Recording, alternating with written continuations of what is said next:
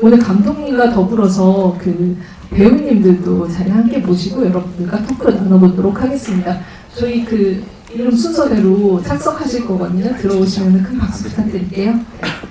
네, 입장해주세요.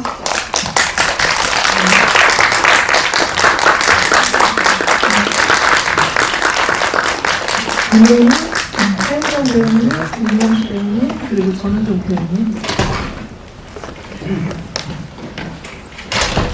네, 일단 이제 개봉 1주차를 맞이하면서 많은 관객분들이 또 관심을 가지고 이 작품을 찾아주셨는데, 아마 보시기 전에는 이 영화의 형태를 좀 가늠하기 힘들지 않았을까라는 생각이 들 정도로 굉장히 독특한 장르물이라는 생각이 들었거든요. 먼저 여러분들과 극장에서 만난 인사와 소감을 감독님과 배우님들께 들어보도록 하겠습니다. 감독님들 먼저.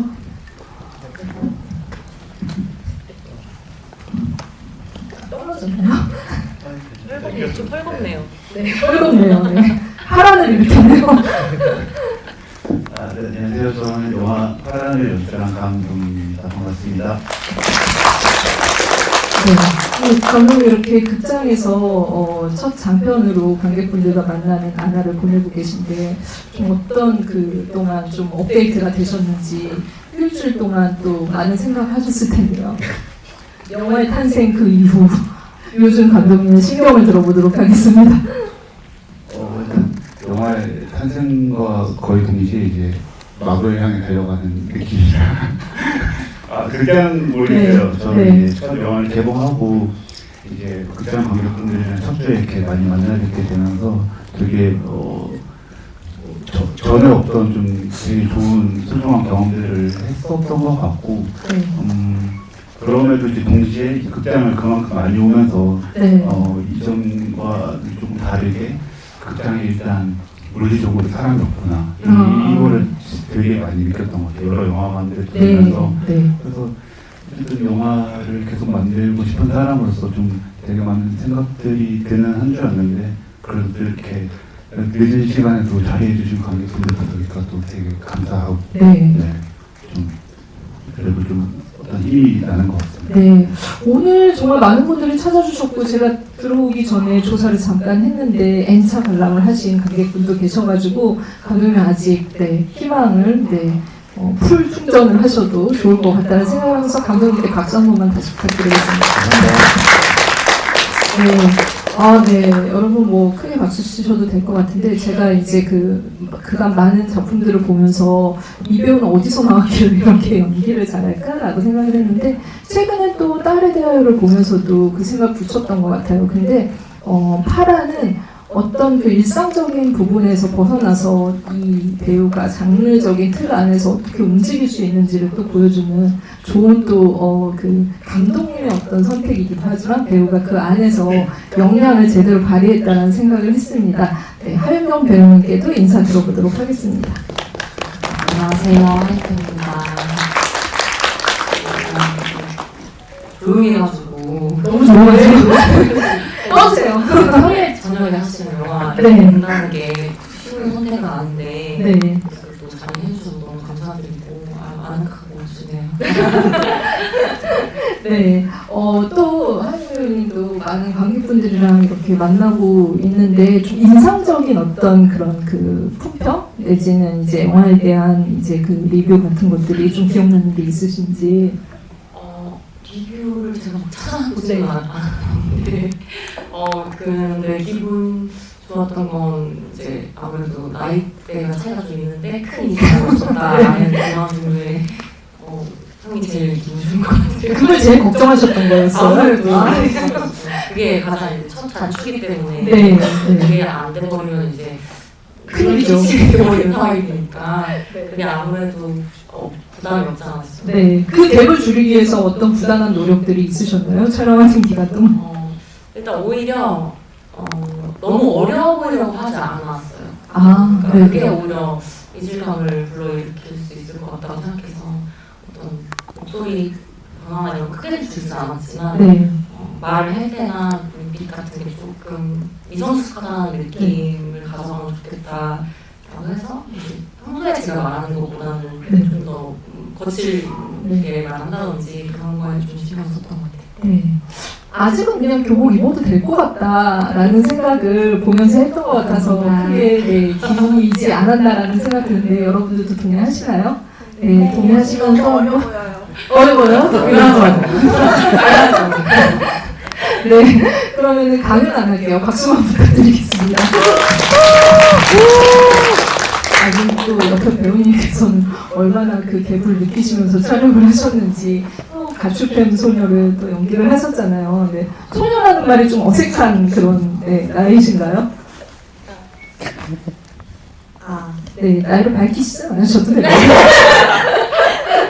네, 그렇게 지금은 더더욱 그렇고 네, 촬영 4년 전에 그렇죠, 벌써. 그래서 근데 그때라서 그나마 조금 다행이다 네. 싶긴 해요. 네. 또 이렇게 큰 스크린으로 그 안에서 어떤 역할을 하면서 진짜 굉장히 좀 약간 중요한 역할을 했다라는 생각이 들고 이 세상을 구성하는 어떤 그 이 비정함 이런 것들을 좀 적나라하게 보여주는 또 역할을 하셨어요. 그래서 또 이제 관객분들이랑 그런 이제 역할로 만나셨는데 기분이 또 어떠신지 요즘 네, 영화 개봉하고 나서.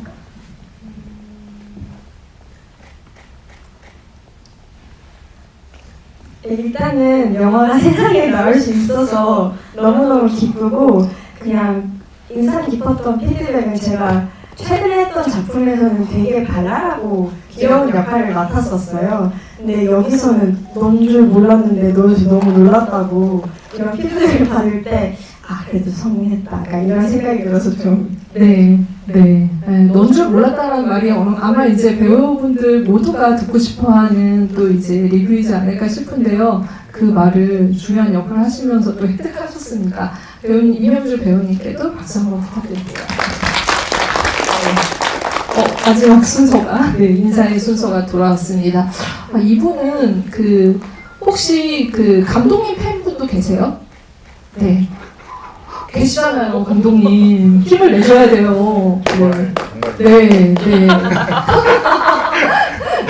감독님이 그 벌써 제가 굿타임 그전에는 풀하우스라는 단편을 통해서 감독님의 작품 세계를 보면서 그러니까 단편에서 보면서 이 감독의 작품을 조금 더 긴 호흡으로 봤으면 좋겠다 이런 문제의식을 가지고 장르적으로 굉장히 재밌게 풀어내는 속시를 가진 연출자구나 이런 생각을 했었는데 그때부터 감독님과 같이 하신 배우님이 있습니다. 보통 이런 배우들을 페르소나라고 부르잖아요. 네, 지금 옆에 또 이렇게 전은종 배우님 오셨는데 사실 프랑스에서 또 이렇게 주연을 맡으시고 그리고 또 이렇게 굿타임까지 감독님의 세계를 쭉 팔로우하면서 같이 팀 호흡을 맞추신 배우님께도 인사말을 들어보도록 하겠습니다.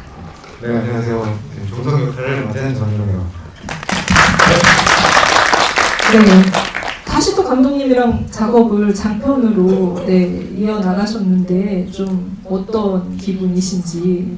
영광이죠, 사실. 네, 그래서 저를 써준다는 게 너무 영광이고 쉽지 않거든요, 사실. 감독이지만 같은 배우를 계속 쓴다는 건 좀 쉬운 선택은 아니라고 생각을 해요. 왜냐면 새로운 배우도 좀 찾고 싶고 그리고 또 이제 새로운 배우를 발굴해서 쓰느냐에 따라서 또 이제 영화가 확 바뀌기 때문에 저도 사실 돌이켜 보면 세 개의 작품 다 좀 다른 역할로 좀 그래도 하려고 했었던 것 같고 그게 좀 드러나지 않았나 이런 생각이 드네요. 한번 찾아보십시오, 노고은 씨. 네. 감독님 팬분은 다 보셨을 것 같고 제가 아까 감독님 말씀드린 것처럼 아마 단편도 이 작품 통해서 찾아보시면 굉장히 또 이렇게 좋은 또 이렇게 선택이 되시지 않을까 싶은데요. 아까 영광이라는 말이 크게 딱 석연치는 않은 것 같아서 그래서 아마 이제 이번 역할을 캐스팅할 때도 약간 사람을 열받게 하는 그런 감독님이 떠올리시지 않았을까라는 생각도 미루어 드네요. 네. 감독님께 사실 지금 이 자리 이수혁 배우님은 안 계시지만 지금 많은 배우분들이 이 작품 안에서 굉장히 이제 좀 약간 펀치라인 역할을 작은 부분에서도 하고 있고 좀 신선한 선택이라는 생각을 했었거든요. 그래서 캐스팅 좀 비하인드를 좀 들어보면 좋을 것 같은데 어떻게 또 이 배우님들이랑 같이 하셨고 어떤 특징들이 있으셨을까 감독님과 같이 작업을 하면서 파란에 같이 구성을 하시고 같이 호흡을 맞춘 이유를 좀 들어보도록 하겠습니다.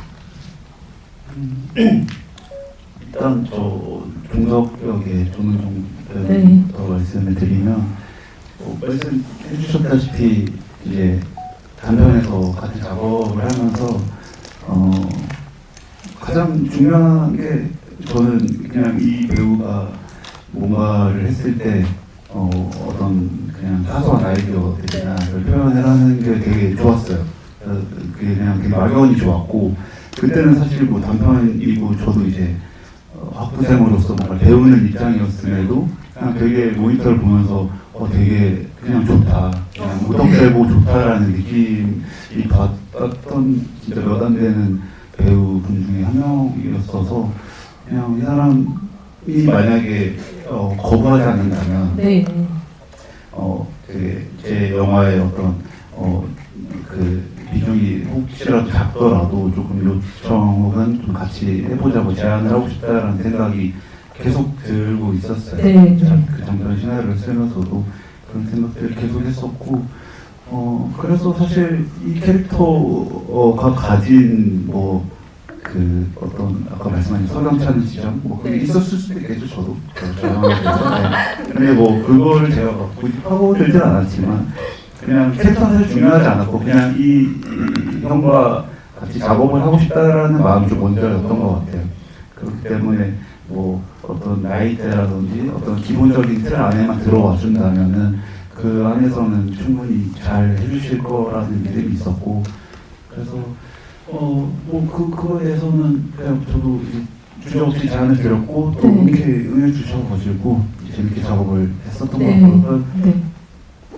그래서 저는 되게 좋은 캐스팅이었다고 생각을 해요. 이게 사실 주인공과 어떻게 보면은 계속 그 사람에게 프레셔를 줘야 되는 역할인데 그렇죠. 그게 되게 너무 세서도 안 되고 좀 억지스럽기도 하고 그렇다고 너무 약해버리면 이 사람이 받는 프레셔가 되게 또 약해져서 뭔가 폭발하기까지 쌓일 수가 없는데 그런 지점을 정말 아까 그 영광입니다 그것처럼 잘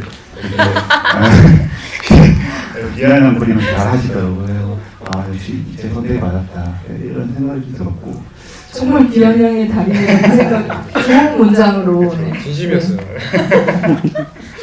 저런 네. 그래서 저는 안 할 이유가 없었다. 그래서 선배님과 안 할 이유가 없어서 진행을 했던 것 같고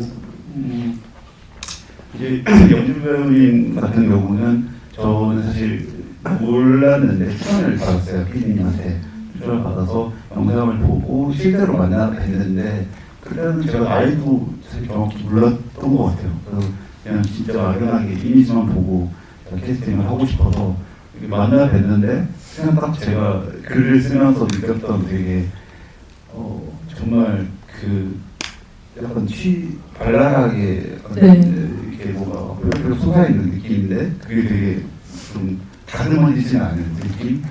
그래서 자기도 왜 이렇게 솟아있는지 잘 모르는 것 같은 그 느낌이 되게 이 캐릭터와 그냥 잘 맞는다는 느낌이 들었고 리딩을 이제 그 자리에서 했을 때도 되게 나름 준비를 해오신 부분들이 저가 생각했던 캐릭터 해석이랑 되게 많이 맞아 떨어졌어요. 그래서 그런 부분을 하고 이제 이 미팅 끝나고도 계속 영주 배우님 이제 이미지가 계속 떠올라서 이분이 해주시면은 되게 이 캐릭터 역시도 되게 겉과 속이 되게 다른 캐릭터고 그런 부분을 되게 익숙한 아이의 시점에서 표현을 해야 되는데 그런 것들을 그냥 별로 생각하지 않아도 잘 하실 것 같았어요. 계산적으로 하는 게 아니라 그냥 그런 부분들이 좀 배어 있다고 느껴져서 그런 부분이 좋았어서 이제 같이 하게 된 것 같습니다. 네, 오히려 종석이 되게 투명하네요. 그렇게 생각해 보니까. 네. 소리 겉과 속이 조금 다르고. 네. 무슨 소리세요?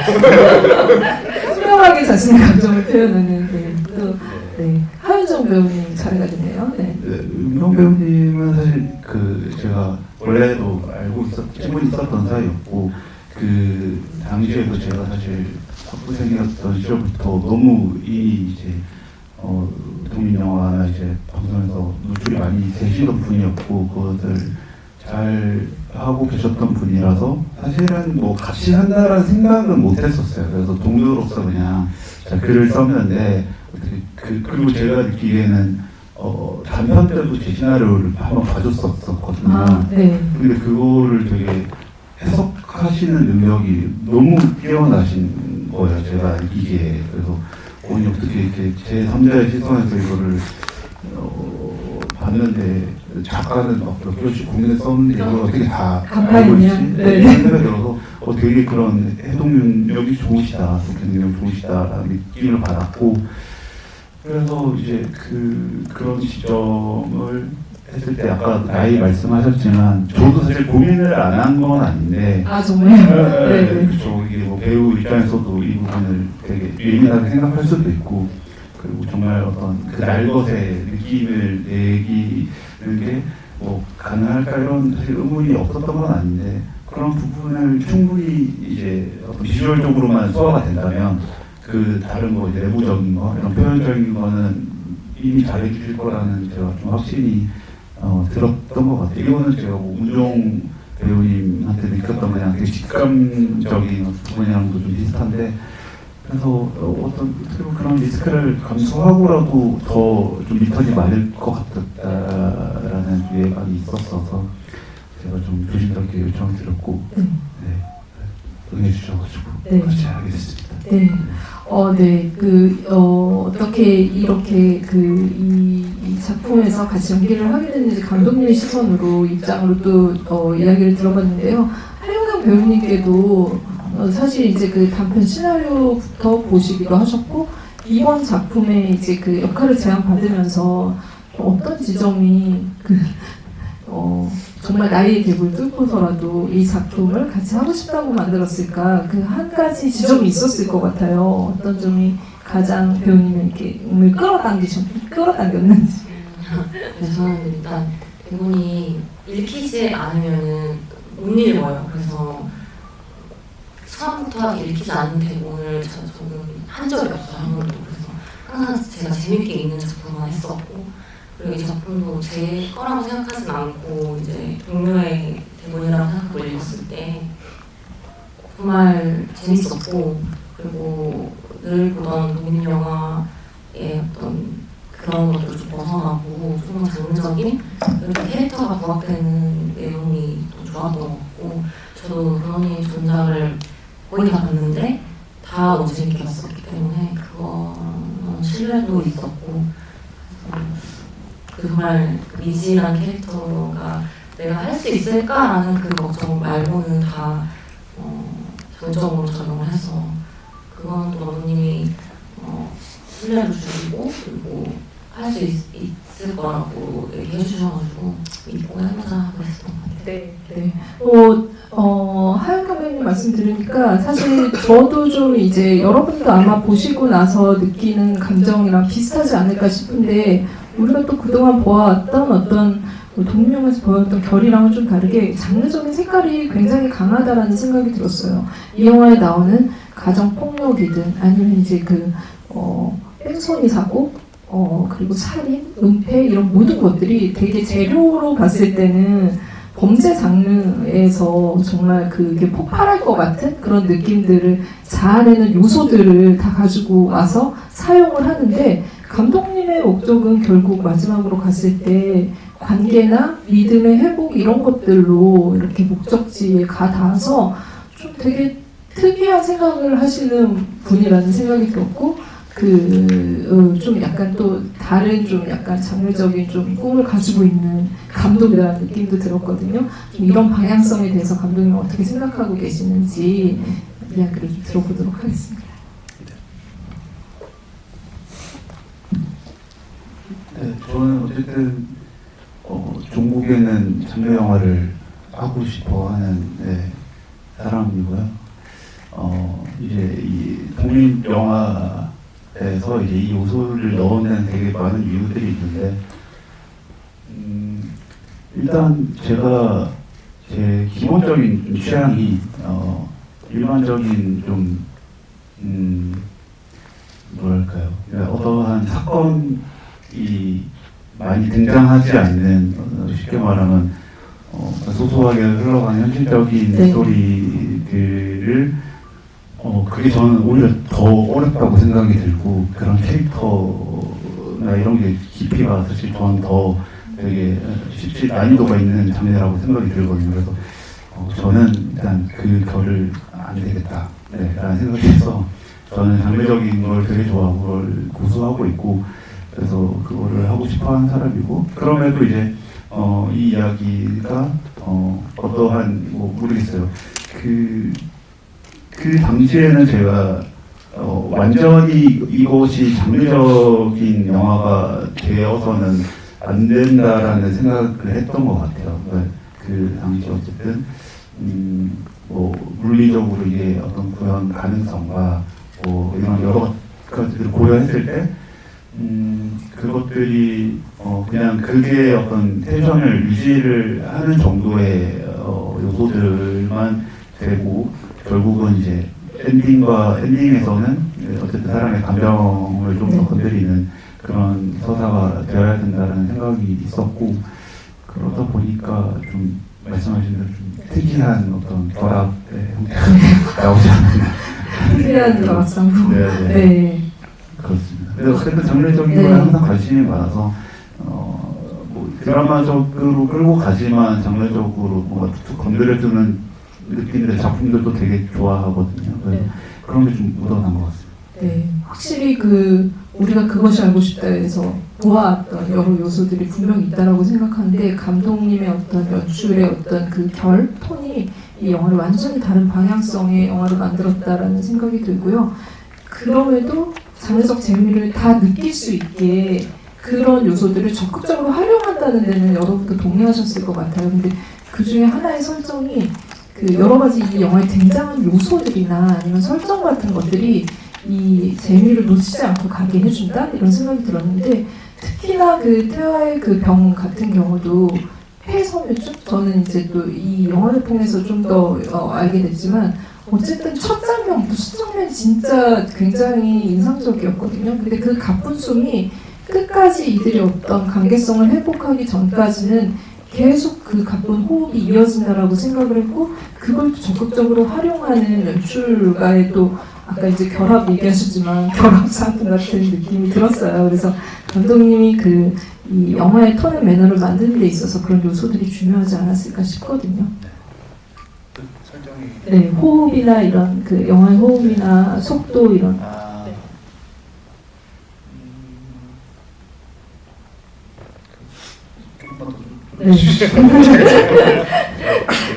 네. 첫 장면부터 오프닝 장면부터 굉장히 빠르게 핸드헬드 카메라로 우리가 그 인물을 따라가면서 이 뭔가 급박하게 터질 것 같은 사건 그리고 이들한테 있는 어떤 이야기들이 정말 좀 증폭할 것 같은 그런 느낌을 주잖아요.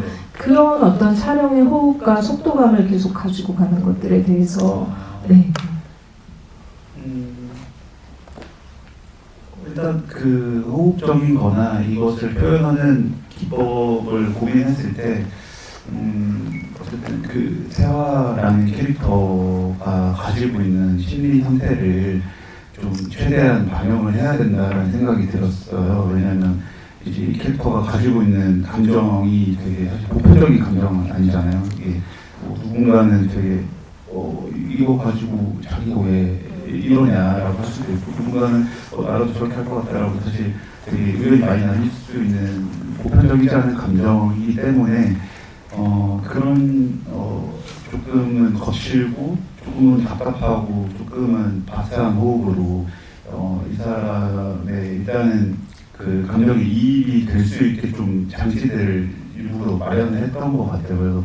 그래서 이제 오프닝도 어쩔 수 없이 그렇게 됐을 때가 가장 이상적인 표현이 될 수 있을 것 같고 그러니까 이후에 이제 따라오는 사실 백그라운드들이 되게 많거든요. 이게 아버지가 잘 지어서 일을 하고 전기 이제를 하고 죽었다라는 백그라운드가 사실 너무 긴 전사이기 때문에 그것을 한 번에 이제 처리를 함과 동시에 근데 이제 이것을 좀 더 감정적으로 들어갈 수 있게 하기 위해서는 좀 그런 기법이 필요할 거라고 저는 생각이 들었던 것 같아요. 그래서 일단 뭔지는 모르겠지만 이 사람이 뭔가 답답하고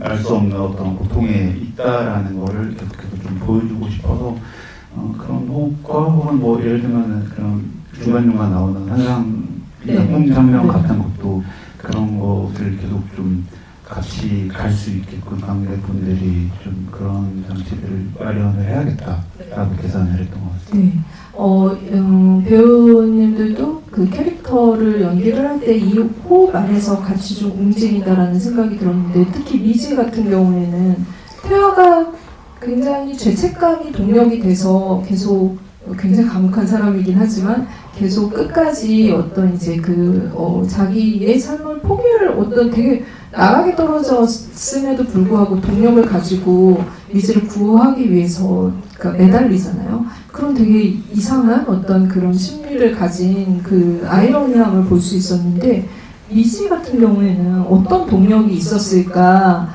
그 부분에 대해서 좀 어떻게 고민하셨는지 좀 궁금한데요. 왜냐면 사실 그 엄마의 어떤 그 배신, 정말 처절한 배신, 버려진 딸, 그전에는 아빠의 폭행 이런 것들로부터 희망을 완전히 놓을 것 같은데도 결국에는 좀 약간 되게 에너제틱한 캐릭터 같은 느낌을 받았었거든요. 그래서 배우님이 생각한 미지는 어떤 인물이었는지 어떻게 해석하셨는지.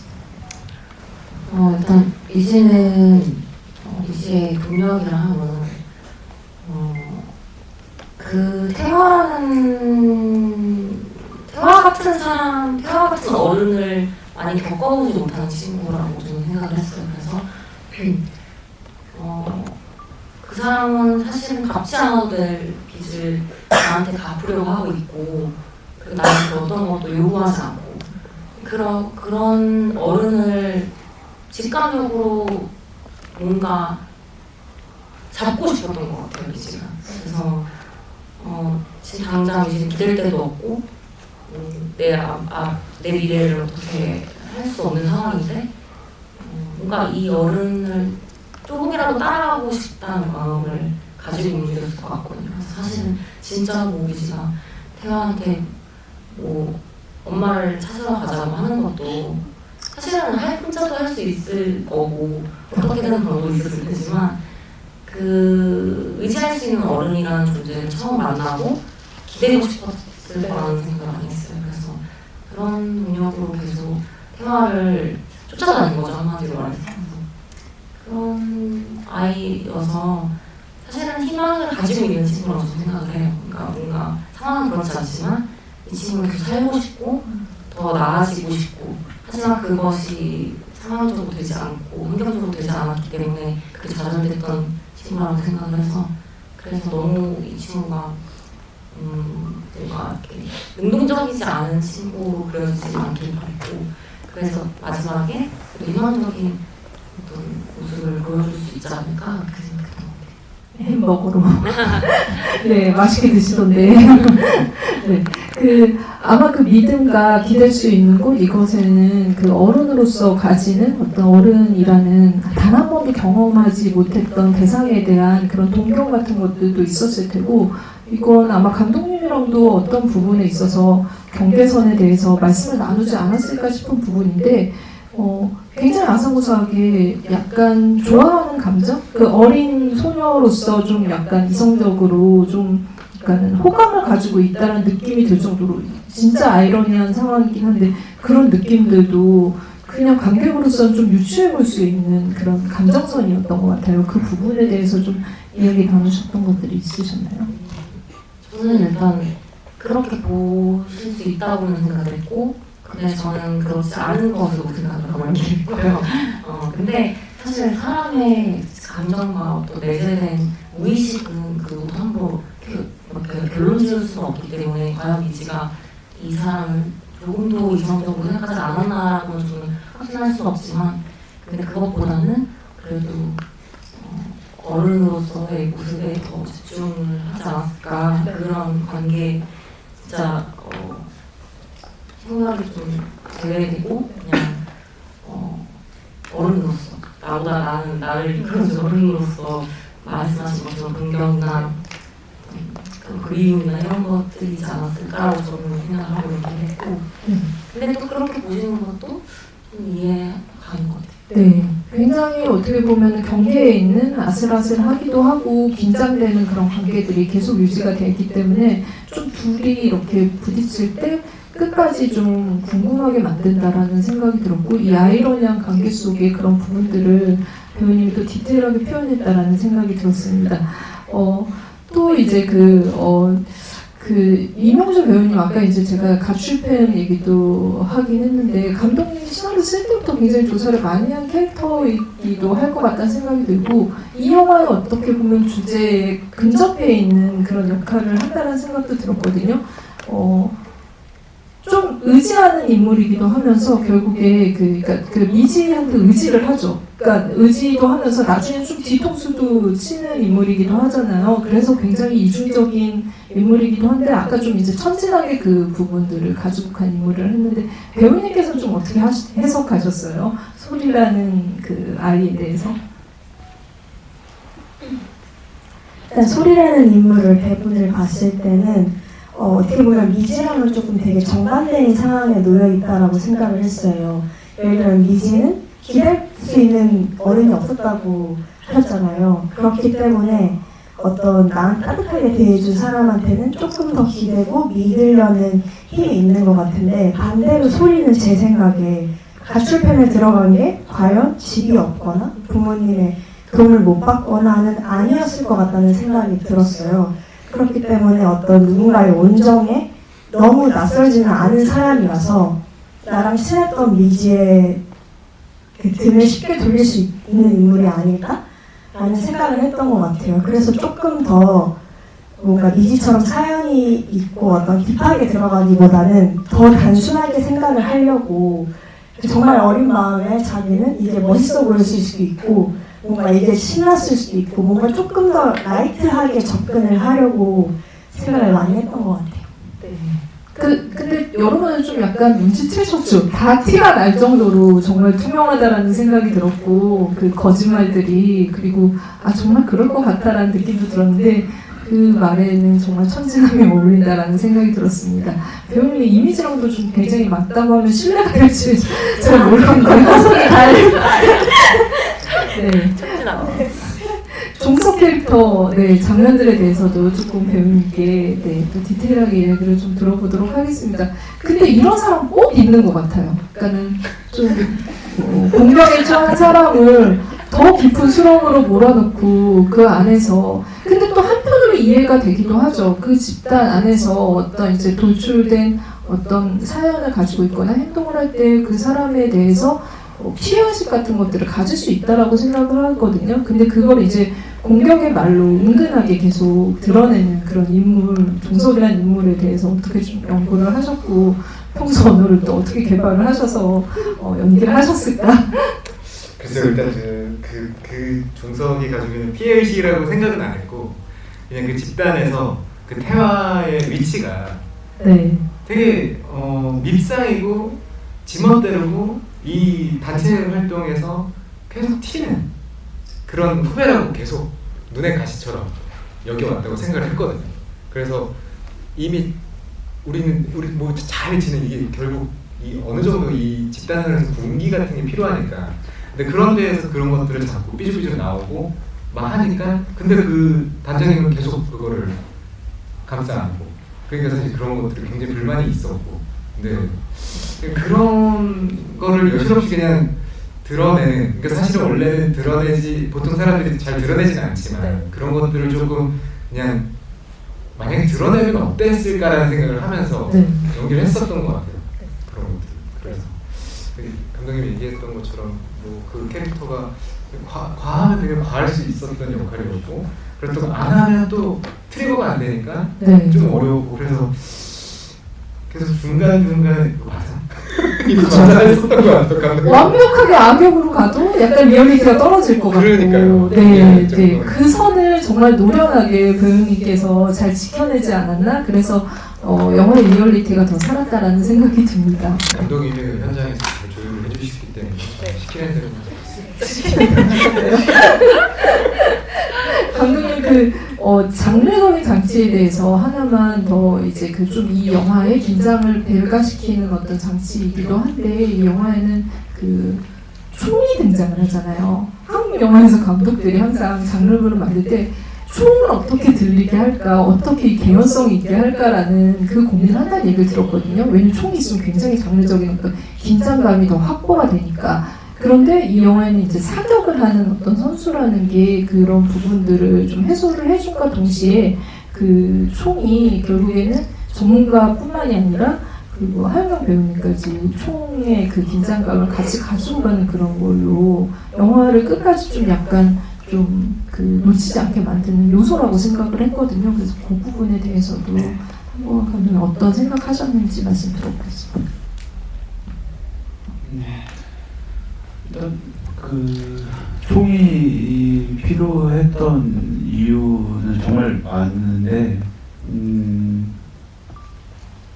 일단 뭐 장르적인 그거에 국한을 시켜서 얘기를 하면은 일단 한국 말씀해 주셨다시피 한국에서 사실 총기 소지 자체가 거의 합법으로 이제 자격증을 소유하고 있으면 가능은 하지만 그 수가 극히 드물고 이제 그게 어떤 총기 관련 스포츠 선수 아니면 이제 밀렵을 하는 포수들밖에 안 되니까 한국 사회에서 총기가 일단 사회에 나와 있다는 것만으로도 저는 충분히 어떤 그 사실만으로 서스펜스가 생긴다고 생각이 들었어요. 그래서 이제 총기가 밖으로 나올 수 있는 이게 순서가 어떻게 되는지 저도 이제 지금 정확하진 않지만 총기가 밖으로 나와 있는 상황 속에서 뭔가 두 사람이 그것에 얽혀서 어떤 긴장감 속에서 한 명이 어떤 딜레마에 놓여 있는 상황에 대해서 뭔가 계속 생각을 했던 것 같아요. 그렇게 하다 보니까 이제 그런 거를 브레인스토밍 하다 보니까 사격 선수라는 게 도출되는지 그 순서는 모르겠어요. 사격 선수였다가 제가 그 생각을 했는지는 모르겠으나 어쨌든 말씀 주신 대로 그런 서스펜스가 일단 한국이어서 가능한 그것도 이제 그냥 권총이 아니라 그냥 사람을 바로 집사시킬 수 있는 산탄총이라면은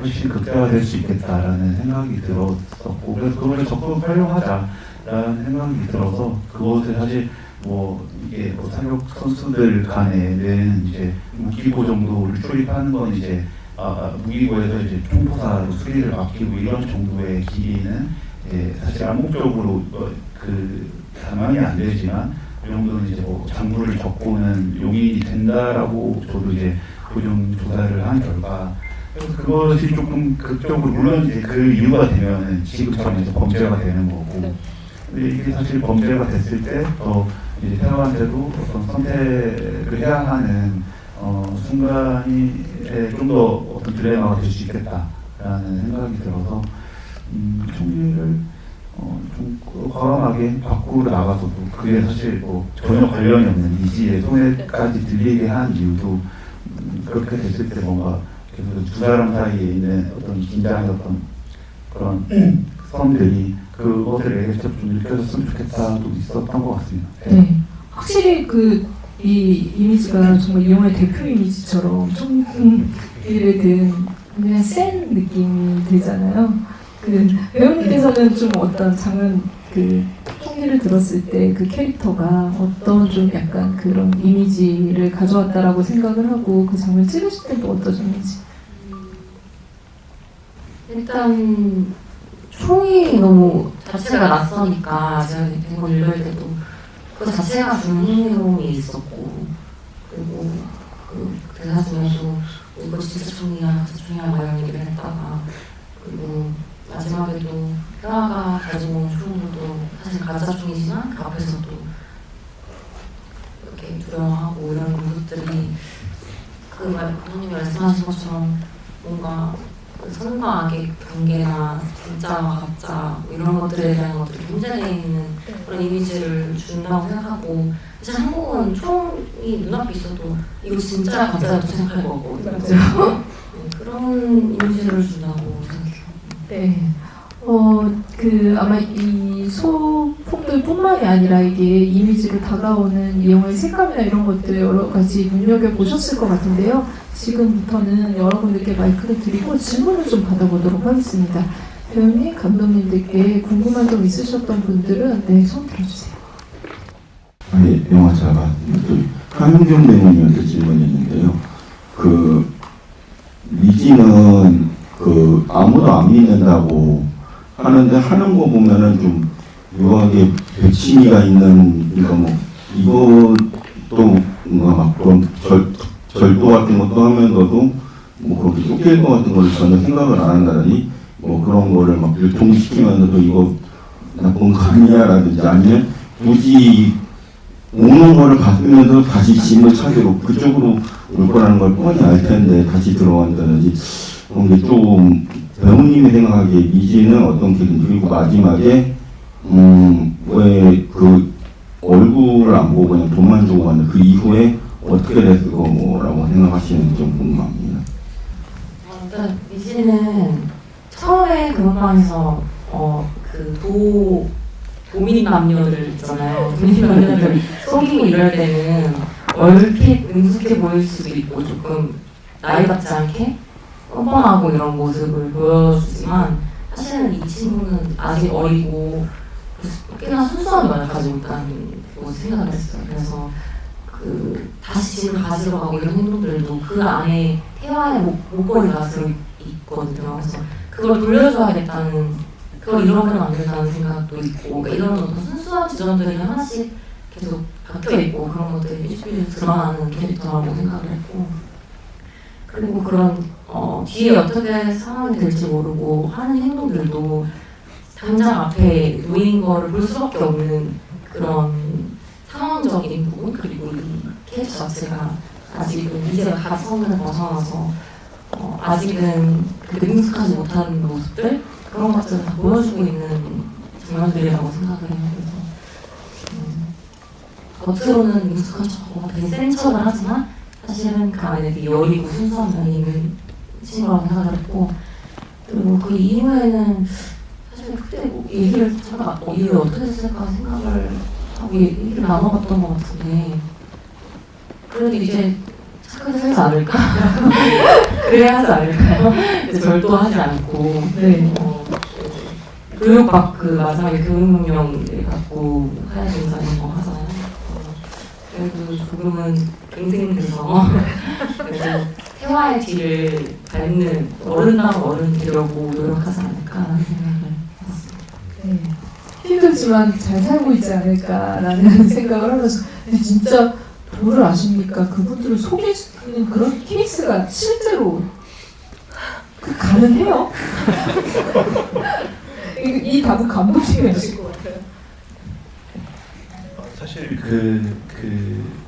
그런 비슷한 사례를 뉴스로 봤던 것 같아요. 네. 근데 그게 전도분들 대상으로 하는 게 아니라 본인이 가서 시착을 해보고 이제 이거를 살 건데 현금으로 하겠다라고 해서 주변에 ATM을 갔다 오겠다라고 하고 도망갔던 케이스를 절차로 본 적이 있었던 것 같아서 그거를 이제 미라는 캐릭터가 어떤 역으로 얘네들을 지탱하는 게 되면 어떨까라고 좀 결합을 했던 것 같아요. 네.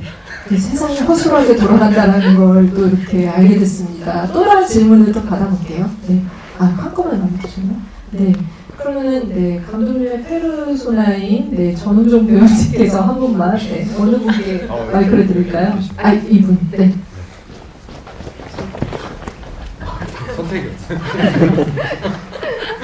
안녕하세요. 아니 저는 그 감독님한테 궁금한 것도 있고 하임경 배우님한테 궁금한 것도 있는데 아니 그 미지가 범죄 처벌을 받을 때 그 펜타닐이랑 그 관련된 그다음에 이제 뭔가 그 친구 소리에 목을 그렇게 그었잖아요. 근데 거기에 관련된 처벌은 아예 받지 않은 건지 이가 너무 궁금하고요.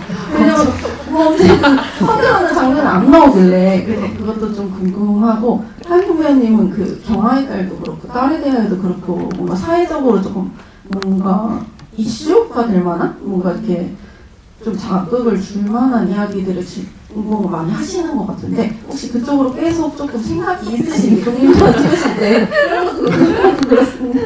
네. 그러면 네. 학과가 어디? 학과요? 네. 법률 쪽이신가요? 그냥 그것이 알고 싶다 좋아하는 사람. 먼저 배우님 먼저.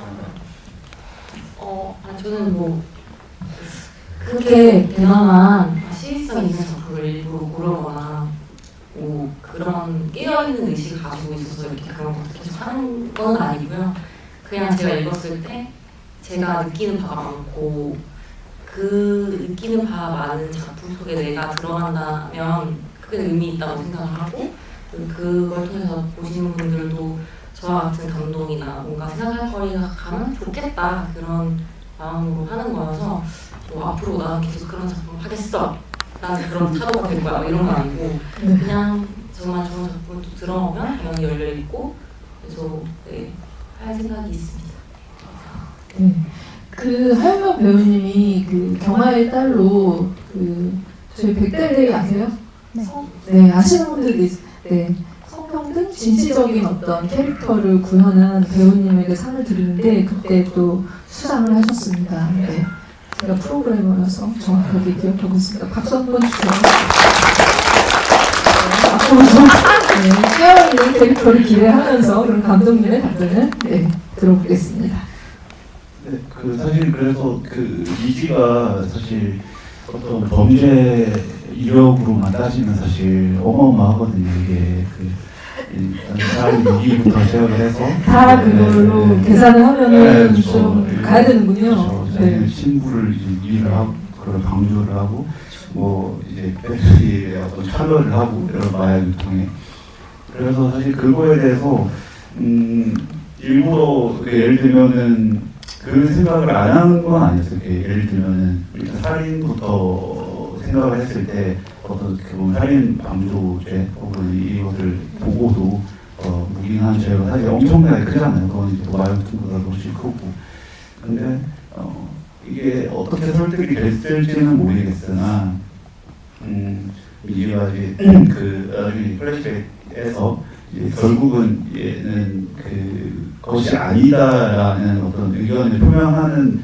입장으로 제가 그 센스를 넣어뒀어요. 그래서 본인은 이제 의지는 이제 이것을 막고 싶다로 이제 그때 변경이 된 거고 그럼에도 이제 그 어머니께서 이제 그것을 변경하게 이제 막으면서 이제 어떻게 보면은 본인의 거기까지는 자의로 막겠으나 그 이후부터는 어쨌든 그 타인의 강요로 인한 어떤 그 범죄가 이루어졌다라고 저는 설정을 했던 것 같아요. 그렇게 해서 이것을 정말 어떤 법리적으로 들어갔을 때 더 많은 형량과 뭐 40시간 사회봉사로 안 될 수도 있지만 그것이 일단은 좀 이렇게 이지를 펼쳐서 보여줬을 때 중요한 건 어쨌든 이 친구는 그것이 아니다라고 순간적으로 그때 판단을 했고 그것을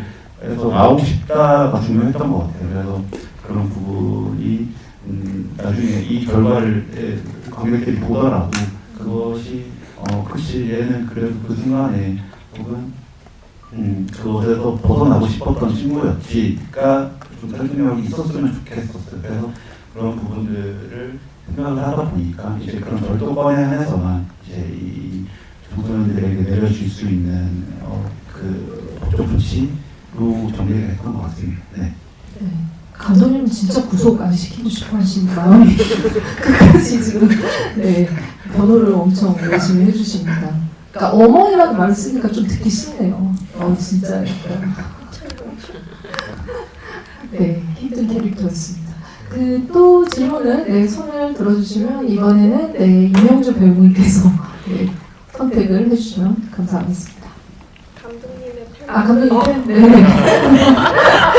근데 그 감독님 팬인데 렌즈가 왜 여기?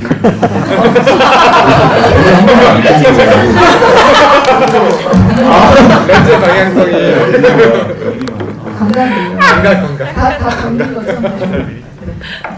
안녕하세요. 제가 사실 감독 팬이기도 하고 정은종님 배우님 팬이기도 해가지고 제가 왜냐면 이제 처음에 이제 제가 정은종님 배우라고 딱 봤을 때 그 빈센트 드라마를 생각이 나가지고 맞아. 네네네. 감사합니다. 최고의 드라마죠. 네. 제가 원래는 이제 예고편 보고 이제 재밌으면 이제 그냥 보고 그냥 와가지고 이제 뭐 혼자 그렇게 유튜버라서 이게 영상 쪽으로 그러는데 이제 딱 보고 제가 알던 감독이 이제 그 영화다 보니까 영화라서 이제 이건 예고편 안 보고 가야겠다 그래가지고 봤는데 생각보다 나쁘지 않더라고요. 제가 뭐 찾아보니까 하은경 배우님도 뭐 강남 비싸이트 거기서도 출연했던 제가 왜냐면 거기 이제 그 드라마 봐가지고 저도 봤을 때 저는 몰랐는데 출연하셨더라고요. 제가 그 이제 질문드리고 싶은 거 이제 정은종님 배우님하고 이제 강동인 감독님인데 이제 제가 비상구 드라마에서 그 경찰 역을 봤을 때 이제 그때는 약간 악역이었는데 지금 이제 약간 악역이라고 진짜 얘기하는데 이게 약간 약간 뒷담화? 사격장에서 이제 이준혁 배우님 이제 약간 뒷담화 같은 그런 거 할 때 좀 경찰의 카리스마가 느꼈어요. 그때 경찰가 아니면 경찰 연기했을 때와 지금의 이제 차이점도 아니고 힘들었다든지 뭐 생각이 많았다든지 그런 것도 궁금하고 이제 이 캐릭터 이제 이 캐릭터 연기했을 때 이건 꼭 생각을 해야 된다라는 그런 게 있었는지 궁금합니다. 네. 질문 감사합니다. 빈센조의 세계와 지금 이 파란의 세계 안에서 어떻게 또 배우님 해석을 하셨는지. 글쎄요. 사실 빈센조 때는 그래도 뭔가 어떻게든 좀 유쾌함을 넣으려고 좀 그때는 좀 주력을 많이 했던 것 같아요. 그 형사였지만 근데 여기에서는 다 영화를 다 보고 나서 그걸 조금 너무 갔나? 이런 생각도 하긴 했어요. 이게 너무 근데 또 저런 맛이 있다라는 생각을 하긴 했었는데 이번 작품에서는 그냥 뭐랄까 끝까지 그냥 한번 가보자. 나쁜 그런 쪽으로 뭔가 계속 그렇게 자극을 계속 줘보자. 왜냐면 이 두 씬 말고는 이 인물을 설명할 수 있는 게 딱히 없었기 때문에 만약에 있었으면 뭐 여기서는 좀 덜하고 다른 데서 뭐 하고 이렇게 좀 계획을 세웠겠지만 그래서 이번에는 조금 더 그런데 좀 반대편에 서려고 조금 했던 것 같아요. 관객들이 봤을 때 와, 저 새끼 진짜 끝까지 좋네 하는 어떤 말이 나오게끔 얄밉네. 네, 그런 쪽으로 제 성격은 절대 안 그런데 그래서 감사합니다. 네, 전작까지 또 이렇게 세심하게 언급해서 비교한 질문을 또 해주셨습니다. 찐팬이라는 걸 인증을 하면서 마지막으로 질문 하나만 더 받아야 될 것 같은데요. 네, 하윤경 배우님, 감독님이 지금 선택하시려고 했어요? 네, 그러면은 이분 네, 드리겠습니다. 네, 하윤경 배우님한테 드리려고 했는데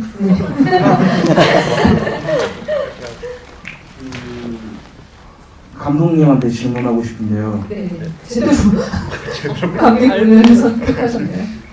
태화가 그 이지의 엄마를 만나러 갔을 때 이지의 엄마가 총을 뺏었잖아요. 그 후에 태화는 그냥 그 신문을 열고 그냥 바로 나왔거든요. 그 후에 그 총을 이지의 엄마가 갖고 있는데 그 후에 어떻게 됐을까요?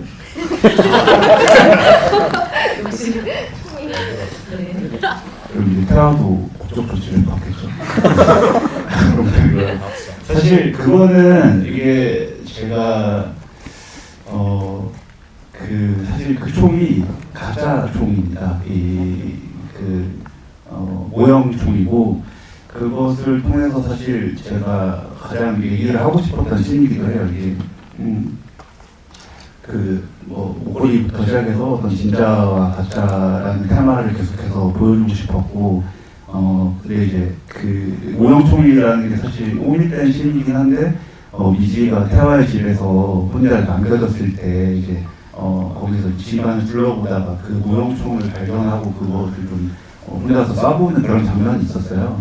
근데 이제 그게 오밋이 됐고 결론적으로 이 편집본에서는 이제 그 씬에서만 이제 모형총이 등장을 해서 조금 논란이 있을 수도 있겠다는 생각을 하긴 했는데 그래서 소리로 사실 그 비비탄이 나가는 그 사운드를 넣어뒀거든요. 그래서 이제 그게 사실 모형총이어서 그러니까 모형총 앞에서 어쨌든 진실을 어떻게 보면 듣는 어떤 그림을 좀 저도 생각을 했었던 것 같고 그리고 그것을 격발했을 때 어떤 그 선택까지도 어떤 천영주라는 캐릭터가 이제 보여줄 수 있는 어떤 정수라고 생각이 들어서 그 아이러니를 좀 표현하고 싶어서 그 씬을 모형총으로 가져왔던 것 같습니다. 네. 그러면은 감독님 한 번만 더 받으라고 하셨으니까 이보다 더 짧게 할 수 없다 하신 자신 있으신 분께 드리겠습니다. 간략하고 네. 깔끔한 질문해 주세요. 네. 여기 앞에 포스터 두 네. 진짜요? 감사합니다. 아 진짜요? 와. 재밌는 영화 감사드리고요. 지금 시험 공부해야 되는데 오늘. 일단 제가 영화를 많이 좋아하는데 파란이라는 의미가 약간 이중적이잖아요. 그래서 이 파란이라는 걸 처음에 생각하고 만드셨는지 아니면 나중에 다 만들고 생각하셨는지 궁금하고 이 목걸이가 약간 뭐라 해야 되지? 이 둘 사이에 뭔가 연결성 뭔가 보여주는 것 같아서 이 목걸이를 왜 선택하셨는지 아니면 팔찌나 이런 것도 있었는데 그게 발찌, 팔찌 뭐 많은데 귀걸이. 네. 알겠습니다. 그러면은 거기까지 답변을 들어보도록 하겠습니다.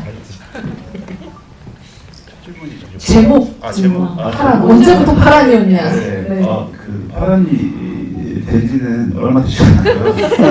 제목이 잡히면서 그 내부적인 회의를 거쳐서 파란이 됐고 그 제목 변천사가 좀 있어요. 이 제작진도 좀 되기도 했고 이제 시나리오 단계에서는 전혀 다른 제목이었고 2년 전에 전주영화제에서 상영을 했을 때는 이제 로스트라는 제목이었고 이제 이 제목이 잡히고 이제 이것이 어떻게 관객과 소통을 해야 맞냐를 얘기했을 때 로스트를 가게 됐을 때 관객을 잃을 것이다 이런 이야기가 있었고 근데 어쨌든 저도 조금 새로운 제목을 찾아주고 싶기도 했었어요. 그래서 그게 뭔가 중의적으로도 어떤 좀 잘 맞는 단어들을 가져가고 싶었고 그런 편에 이제 이 아이디어가 좋아서 이게 좀 영화한테 될 수 있겠다라고 생각이 들었고 목걸이가 되어야 되는 이유는 팔찌보다는 나아서 농담이고 근데 어쨌든 이게 가장 보편적인 악세서리고 그냥 10분세가 그것만 결정했을 때 본인이 사기를 친다면 이걸 가지고 가는 게 좀 자연스러울 것 같아서 이제 그걸로 가게 됐습니다. 네. 그럼 질문은 여기까지 받도록 하고요. 질문 하면 할수록 조금 더 알고 싶은 게 또 증폭될 거라는 생각이 듭니다. 이 영화가 가지고 있는 또 매력이지 않을까 싶어서 또 다른 또 행사가 열리면 여러분들이 다시 또 같이 와주셨으면 좋겠다는 말씀을 드리고요. 정말 이 좀 끝까지 어떻게 보면 사건을 해서 바닥까지 간 사람들의 이야기지만 세로토닌 얘기하잖아요. 진짜 믿음을 갖고 살 수 있는 어떤 숨통 같은 관계가 생긴다면은 충분히 이 사회 안에서 안착할 수 있는 가능성을 가진 인물들의 이야기여서 굉장히 이 영화가 사건은 세지만 희망적이라는 생각이 들었고 그런 것들을 장르적인 재미와 함께 보셨을 거라는 생각이 듭니다. 오늘 얘기 들으면서 그 생각이 더 깊어졌는데요. 마지막으로 배우님과 감독들에게 끝인사를 좀 들으면서 이 자리를 마쳐볼까 합니다. 그러면 좀부터 이렇게 쭉 갈까요? 네. 이렇게 늦게까지 참석해 주시고 너무 감사드리고 제 팬분들도 감사드리고 이 정말 소중해지는 관객분들이 점점 느껴지는 것 같아요. 그래서 여기 계신 분들 진짜 올해 대박 나시고요. 좋은 리뷰도 같이 부탁드리겠습니다. 네, 전수정 배우님께 같이 부탁드리겠습니다. 네, 늦은 시간까지 오늘 금요일도 아니고 목요일인데 내일도 출근하셔야 되는데 시험 기간도 있고 와주셔서 정말 감사드리고 집 가시는 길 조심히 들어가시고 좋은 밤 보내세요. 네, 일주일은 박수 부탁드리고요. 네, 아니 너무 늦은 시간인데 이게 또 준비가 또 생각보다 길어서 지루하지 않으셨는지 걱정이 좀 되지만 싫어하셨어요?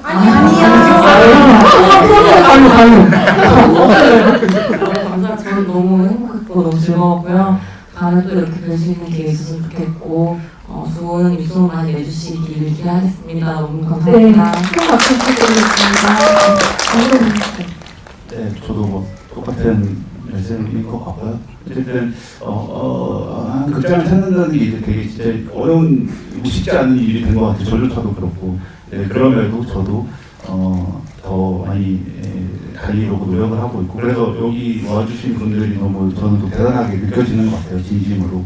그래서 어쨌든 그 시간과 그 노력이 아깝지 않은 그런 시간이 되셨기를 바랄 뿐이고요. 또 뭐 다른 행사든 또 다른 작품에서도 또 이 관객분들을 만나 뵙기를 기원하겠습니다.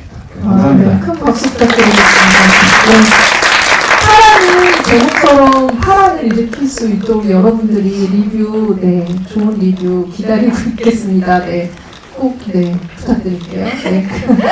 네, 오늘 끝까지 같이 함께 해주셔서 감사합니다.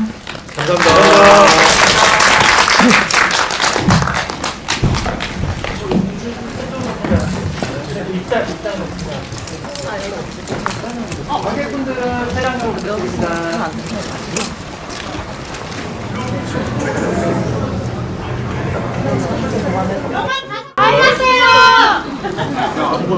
네, 아무튼 영화를 5번 보신다고? 5번 설명을